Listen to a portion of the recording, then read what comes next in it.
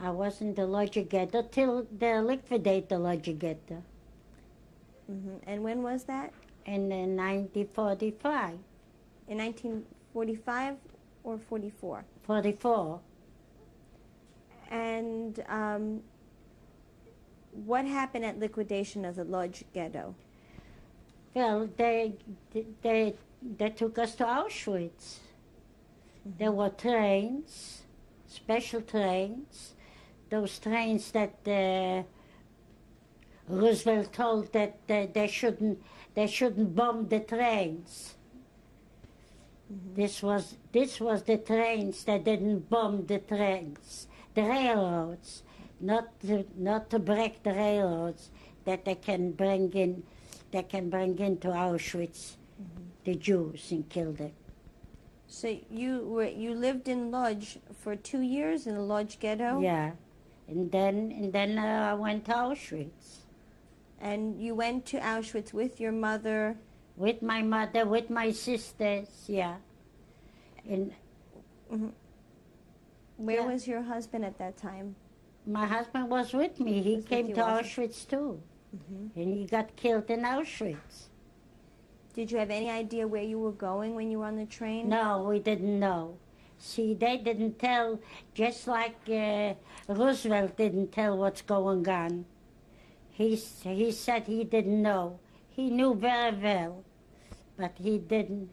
He just said the people shouldn't know. But the Jews in the United States didn't do much about it either. Now, after the war, they started to make for the children in temples, but they didn't do nothing much before the war. What was going on there, they were here making the money while the blood was running there. I know, I read a lot about it.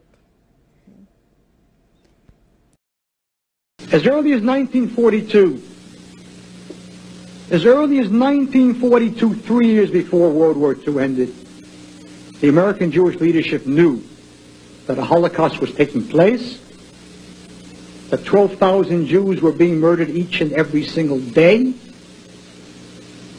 that the Jews of Hitler's Europe were appealing to them to cry out, to shake the world,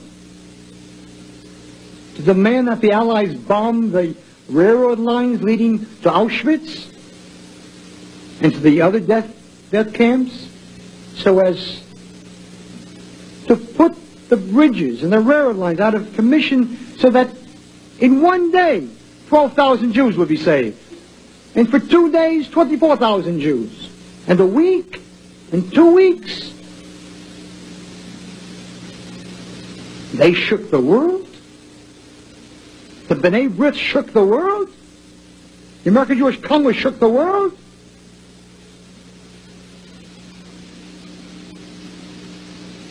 I remember these leaders.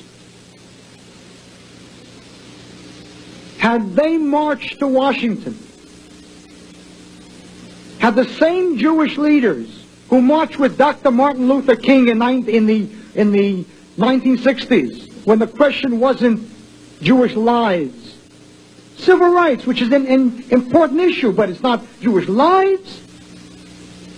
The same ones who marched for every cause in the world in the 1960s did not march for Jewish lives in the 1940s.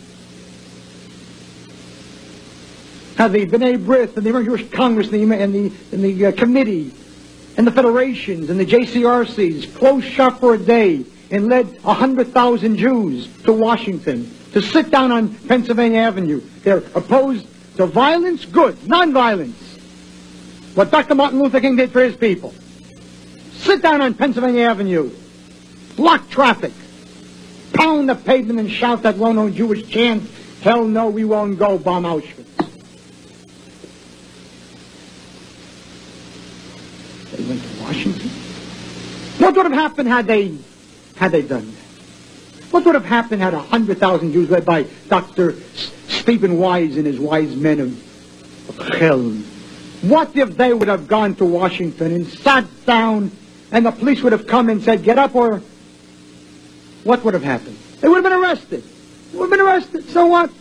You're in and out. Believe me, take it from me. You're in and out. But more important, the next day every newspaper in the world would have had headline stories, Jewish leaders demand bombing of death camps, and they would have been bombed. They dare speak to me of love of Jews? Why didn't they do that? Because they were as terrified then as they are today at this moment of what will the Goyim say, what will the Gentiles say. That's what paralyzed them then, and that's why these wimps today got up and spoke to the Gentiles. Kahana doesn't speak for us, because God forbid, what will the Gentiles say? What they don't realize is that the Gentiles agree with Kahana more than they agree with them. July 14th, 2016, I'm Michael Birnbaum. I'm interviewing Stuart Eisenstadt in Washington, D.C., in the United States of America.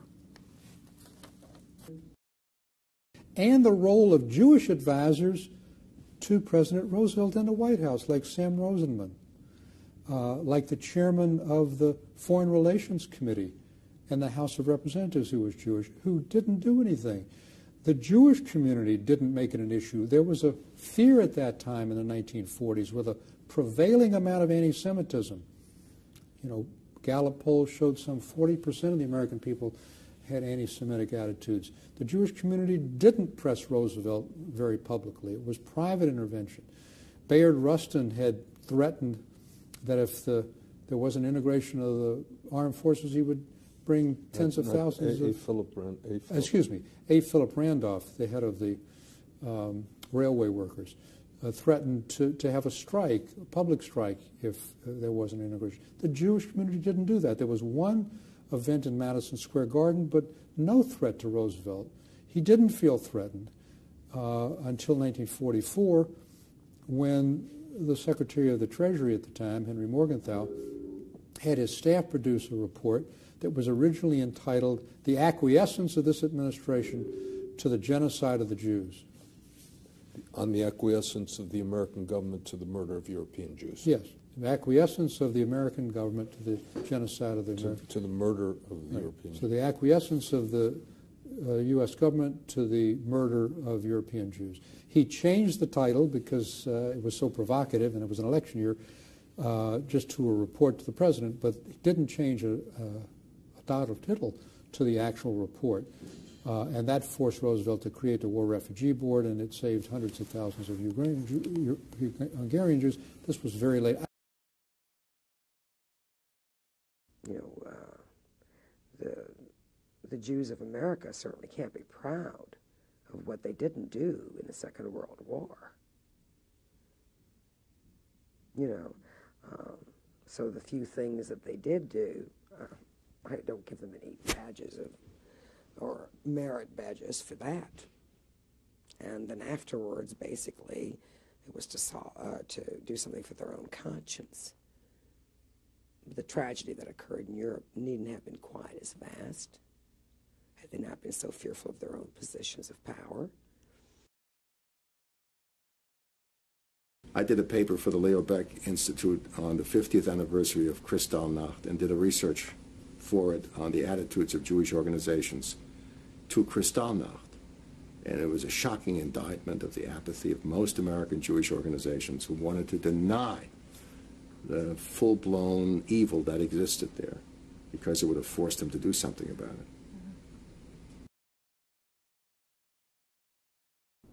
In fact, it's an interesting thing. One can do a lot of scholarship on the response of American Jewry, particularly academic Jewry, to the Holocaust, their lack of involvement with it. We never discussed what was happening in Europe. This is a yeshiva, parochial school. Palestine, aliyahs, singing songs, we're all going to go there. Never once about killing Jews in Europe. And that was while the Holocaust was going on. Absolutely, absolutely. And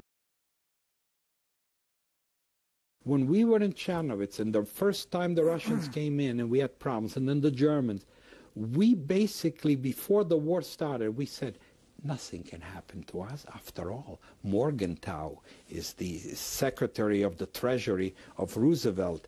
He will never let anything happen to the Jews. Now, in the same time, just this Sunday, I saw at my daughter's the story of the St. Louis that Roosevelt sent back, that the people were sent back to Auschwitz. I mean, these are things that American Jews have done nothing. In the same time, there is absolutely no, nothing was done to, we're doing a great deal to get recognition that a Holocaust existed. But personally, yes, that is extremely important. But I think on top of recognition, I really feel that the American Jews could have exercised some retribution. There was, I mean, let's face it, the 20 people that were in Nuremberg at the trial, that what happened to the thousands of guards in Auschwitz and Treblinka and all these in Theresienstadt and all these, when I was this year in Theresienstadt this summer, the lady that took us around, she told me that the commandant was brought back after the war. He was found in Germany and he was executed. I said, well, what happened to the other guy? He couldn't have done all these crimes by himself. They're gone. And they live in New Jersey, and they live in New York, and they live in Michigan, and they live in South America. And what did the American Jewry do for retribution at the end of the war? I mean, they knew at that point what has happened. There was the CIA and the British service and the Vatican helped send all these people to South America and to America. And many of them came in the 52 when those few that were persecuted in the United States for allegedly lying, they came in the 50s to the United States. What did American Jewry do to, I mean, what did the rabbis do? I know, and I'm not saying that the causes they espoused are wrong, the civil rights or whatever. But what did they do for themselves? Shouldn't there have been a strong feeling? I mean, let's face it, Simon Wiesenthal and Serge the guy in France, Klarsfeld. I mean, two people. What happened to the American Jewish community? To all the great leaders? They did nothing. The American Jewish community was not exposed to this kind of an experience, and it may have been a traumatic shock to them that look what happens. And so many of them were non-committal or also silent. You know, we condemn others for being silent. Many of our own people were silent. Many of our own people were not participatory in the acts of saving human lives. As young as I was, and I'm going to say something perhaps that maybe you're not going to like it, as young as I was, and he was telling me, bragging, what a wonderful neshama President Roosevelt was. Politics, in Yiddish, of course. What a good neshama, what he didn't do for the people. I got so angry. I says, I hope he's turning upside down in his grave. And I shouldn't curse because I never knew them. That his worm should eat him out. He should have no peace. What did he do? He gave you Social Security? I says, that you're bragging so much about it. I didn't know what Social Security was. I says, but did you know about the ship that he sent back from the coast of Florida? Did you know about the generals who refused to bomb Auschwitz? And they said they couldn't reach him, about General Clay, who himself was the commander-in-chief, who says we couldn't reach Auschwitz. But they went on beyond Auschwitz in bomb, and you know all that. So I says, you tell me that he was about the underground that came, Polish underground, and they told them in England, and they told to this Judge Hamburger, whatever his name, or Frankfurter, what they do. Nobody believed, grant you. It was unbelievable. So he was saying, no, those culprits are going to be punished if they do. This is against humanity. Can't be done. So he didn't like what I said. So that was finished with the relation. The other ones, when I went to visit him, one was playing mahjong, the other one was watching wrestling. And when I tell him something, They didn't want to hear. And I thought maybe they didn't want to hear because it would bring pains to them. But then I realized they didn't believe me. I remember I was in a ghetto one time, and there was a woman. I called her Mime Mindel. Mime was in Yiddish Tante, and there was no room for nobody in the ghetto, so she was laying on a little cot in the ghetto, and it was summertime. The flies were eating her up alive. My mother used to say to me, "Mait, you got the flea. Go chase away the flies." But how could you chase away flies? You chase them and they came back. When I came to this country, I was talking to her sons. Big shots with a vest, gold chain this way, a big knocker. I was telling him what happened to his mother. How my mother told me to go chase away the flies from her. Ah, what are you talking about? That's something, that's Europe, I don't know what. What did she do? I was there, I saw it. He didn't even want to hear about it. Now, when I told you I ran away from the ghetto, she was still laying there. I don't know for how long, that day or the next day or whatever, but the next day they took them all out. But I was there, I saw her, Mime Mindel. He didn't want to hear about it. Why? His son. Then I went to the Bronx one time. She had a daughter. Goldie was her name. I started to talk. So she goes, shush, give me, shh, because she was watching wrestling.